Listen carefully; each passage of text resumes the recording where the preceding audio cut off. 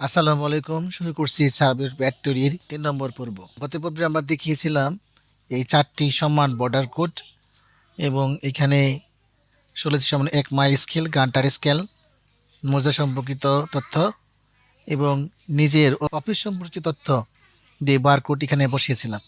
তো আজকে আমরা এই প্যাডটিকে আরও একটু সুন্দর করার চেষ্টা করব। সবাই মনোযোগ দিয়ে ভিডিওটি দেখবেন। একটা লাইন টুল নিলাম, লাইন টুল সিলেক্ট করে এখান থেকে এখান পর্যন্ত এটা রেখা টানলাম। লাইন টুলটাকে সিলেক্ট করে এটা একটা আমরা উপর দিকে উঠিয়ে দিই। এরপর যাব বি ও ইন্টার পয়েন্ট, এখানে একটা ক্লিক এবং বাইরে একটা, আর এই লাইনটা আমার এখন দরকার নেই, ডিলিট করে দিলাম। এখন হ্যাশ প্রয়োগ করব। হ্যাশের দিকে পর এই ড্রপ ডাউন মেনু থেকে এই ENS 135 এটাকে সিলেক্ট করবেন। সিলেক্ট করার পর এই বক্সের ভিতরে সেনে একটা ক্লিক করবেন। কালারটা আমি ব্ল্যাক করে দিতেছি। ড্র থেকে রেক্টেঙ্গুলার সিলেক্ট করব। এরপর এই রেখার ভিতরে আমরা একটা রেক্টেঙ্গুলার ড্রয়িং করব। এই রেক্টেঙ্গুলারে হ্যাশ আমরা প্রয়োগ করব সলিড কালার দিয়ে, আমরা হোয়াইট কালার দিই।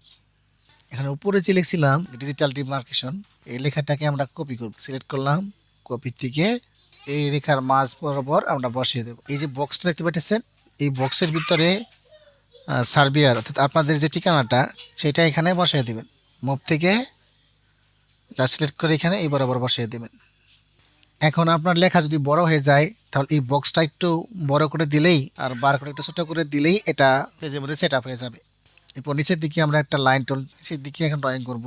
লাইন টুল থেকে লাইন আঁকলাম, BO থেকে বাউন্ডারি, পিক পয়েন্ট, ভিতরে একটা ক্লিক করবেন, বাইরে একটা ক্লিক করবেন, এই লাইনটাকে কেটে দেবেন। এখানে আপনার যে সার্ভে অফিস আছে সেই সার্ভে অফিসের নাম, ঠিকানা এগুলো এখানে বসিয়ে দিবেন। আমি এখানে কপি করে নিয়ে আসলাম, কপি করে এখানে মাঝ বরাবর এসে বসিয়ে দিলাম। পর আবার কপি করব, এটাকে ধরে নিয়ে এসে এই নিচের দিকে এখানে বসিয়ে দিলাম। এখন কি কি সার্ভিস দেন, আপনার অফিসে যে সার্ভিস আছে সেই সার্ভিসটাকে এখানে কপি করবেন, কপি করে এসে নিচের দিকে বসিয়ে দিবেন।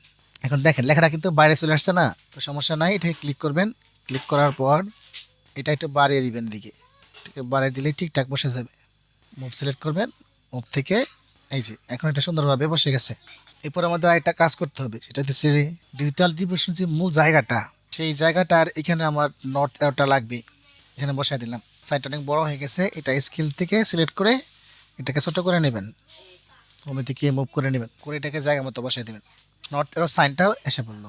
তো এই ছিল আমাদের আজকের পর্ব। তো আগামী পর্বে আমরা দেখাবো যে এই ডিজিটাল ডিমার্কেশন কিভাবে করতে হয়, সেইখানে আমরা কিভাবে করতে হয়, নকশা থেকে স্কেচ ড্রয়িং করে এখানে মেজারমেন্ট হিসাব করে সকল তথ্য কিভাবে সুন্দর করে বসানো যায় সেটা এখানে দেখাবো। ধন্যবাদ সকলকে।